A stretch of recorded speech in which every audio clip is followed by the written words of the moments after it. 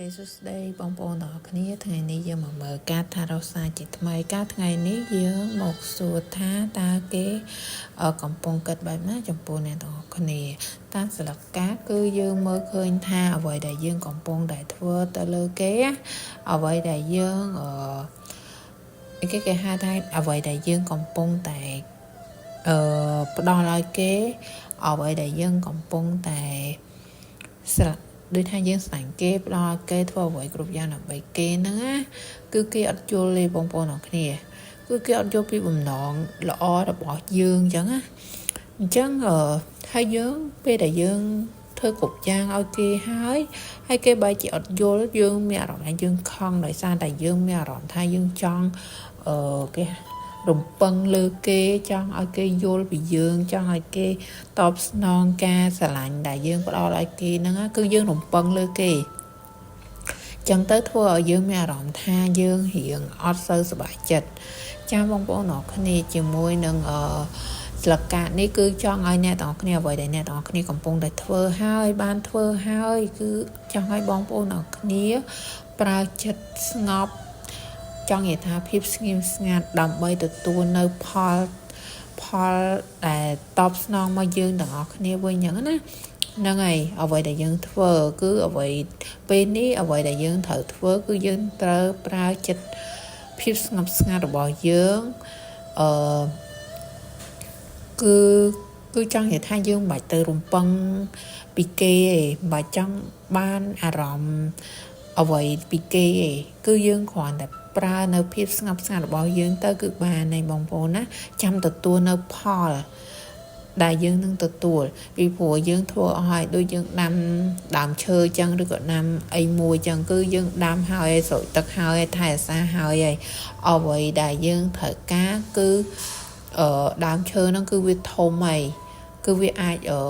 គេហៅថាវាអាចចិញ្ចឹមខ្លួនវាបានហើយអ្វីដែលយើងត្រូវធ្វើគឺស្ងប់ស្ងាត់ចាំពេលវេលាក្នុងការដែលដើមឈើនោះវាបានផ្លែវាបានផលអញ្ចឹងណាបងប្អូនអ្នកគ្នាគឺយើងត្រូវតែរងចាំពេលវេលារងចាំផលដែលត្រឡប់មកឲ្យយើងវិញអញ្ចឹងដោយភាពស្ងប់ស្ងាត់ហើយបងប្អូនទាំងអស់គ្នាក៏ត្រូវបើកចិត្តគឺកុំអន់ចិត្តកុំខឹងកុំអន់ចិត្តជាមួយនឹងអ្វីដែលគេដែលយើងមើលទៅគឺអត់បានផលអីមកវិញណាអញ្ចឹងយើង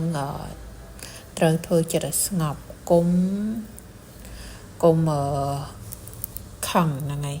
ព្រោះខឹងទៅធ្វើអារម្មណ៍យើងអត់ល្អដដែលទេបងប្អូនពីព្រោះរឿងហ្នឹងវាមិនមែនទៅកើតឡើងទេគឺវាមិនមែនតែធ្វើឲ្យយើងមានអារម្មណ៍ខឹងតែម្ដងហ្នឹងហើយវាយូរហើយ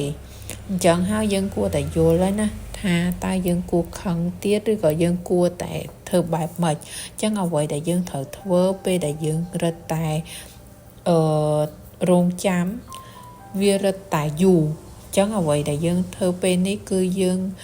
ធ្វើចិត្តខ្លួនឯងឲ្យស្ងប់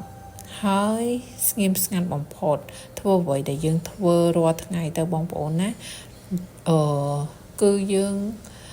ចង់និយាយថាចាំតែពេលវេលាចាំតែរដូវផ្កាផ្លែហើយយើងប្រមូលផលទេអ្វីផ្សេងទៀតគឺអត់គឺវាមិនមែនជាទួនាទីយើងទៀតចឹងណាបងប្អូនអរគ្នាអញ្ចឹងយើងបាច់ខឹងបាច់ធ្វើអារម្មណ៍យើងនេះច្រើននេះបាច់ឲ្យអារម្មណ៍យើងហ្នឹងចង់និយាយថាច្បោកច្បល់ច្រើនពេកទេបើកចិត្តឲ្យទូលាយហើយធ្វើចិត្តឲ្យស្ងប់ស្ងៀមស្ងាត់ចាំបងប្អូនអរគ្នាអញ្ចឹងអ្វីដែលល្អនឹងឲ្យអ្នកទាំងអស់គ្នាបានផលមកអ្នកទាំងអស់គ្នាវិញអ្វីដែលអ្នកទាំងអស់គ្នាបានធ្លាប់ធ្វើអញ្ចឹងណាបងប្អូនទាំងគ្នាអញ្ចឹងការថ្ងៃនេះគឺមើលឃើញមានតែប៉ុណ្្នឹងឯងបងប្អូនទាំងគ្នាជួបគ្នាជាមួយនឹងវីដេអូក្រោយអរគុណបាយបាយបងប្អូន